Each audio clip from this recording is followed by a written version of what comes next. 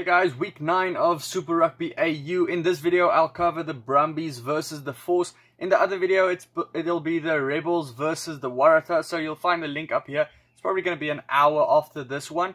So yeah, you can find the link there. If the dog next door, not this dog on the couch, if the dog next door does bark, just excuse her. She does not like the wind. Getting into the standings, you can see the Brumbies are at the top and they would want to seal the deal and get to the top spot or seal their playoff spot. As we know, it is the top team goes to the final automatically, and then the second and the third team goes into what's probably like a semi-final or a playoff type of game. So there's a lot to play for this one, but the Force, they're probably out for the whole season. They just really have an upset in them. I've said it all season.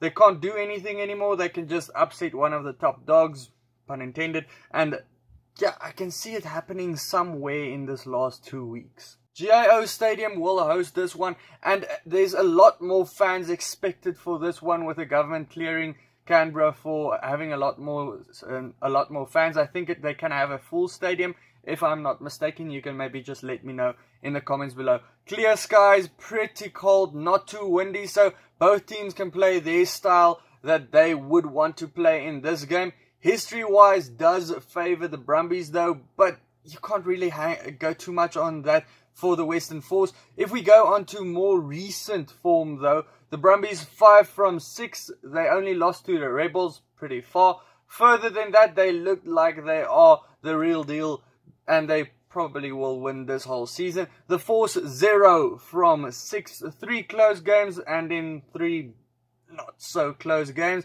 They lost to the Reds last week, 5-57.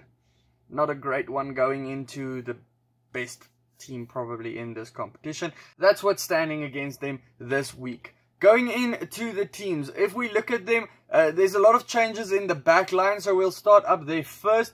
The Brumbies, they bring back their more experienced Wallaby number 9, Powell. He comes in, so they have Wallaby number 9 starting and on the bench with Nick White there as well. That's probably going to be some trouble for the Force. Powell rejoins Quinzel, who's been holding the fort down while Lolosio is injured. He's not awesome. He's not the best player in Australia, but he's okay. He's not making huge mistakes. His kicking's alright, so yeah, Quinzel's alright for them. They are up against Pryor and Lance, who just did not do anything last week, I would say.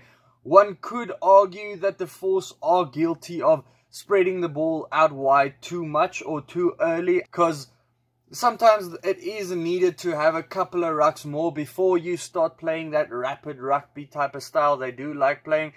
So they are, in general, Jono, Lance and Pryor do try to spread the ball out wide too quickly. The midfield option with Taefu over Kahui is a good option in that respect. He's a guy that likes taking it in, having crash ball, so not the guy that's going to spread out the ball too quickly, and that's what the Force needs. They need that couple of guys in their backline that takes the ball in as well. He's up against Simone, who's probably the silent assassin for the Brumbies. He's a real quiet playmaker for them.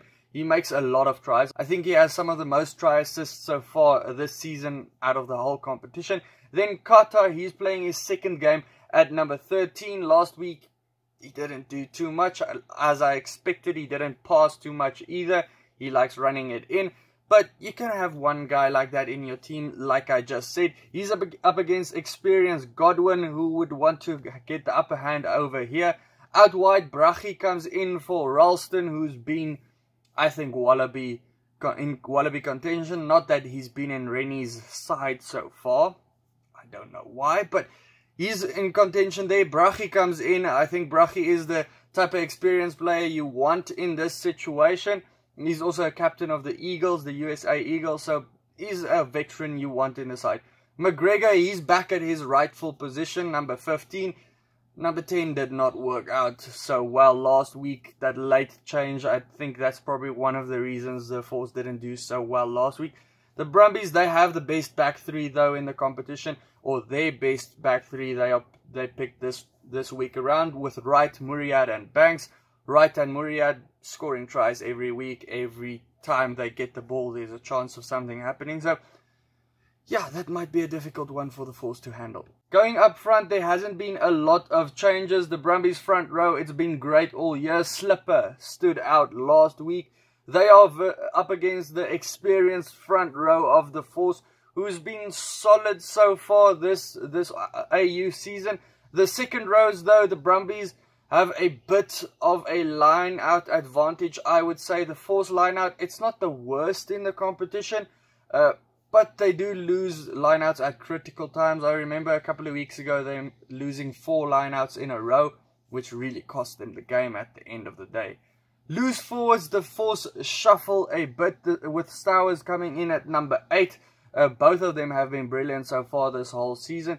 But this loose forward trio for the Force is a hard running trio, not like the Brumbies who are more of a balanced trio with McCaffrey, Miller and Samu. Samu, he's been brilliant. He just always likes scoring his tries. For the first time, I really like the bench of the Force.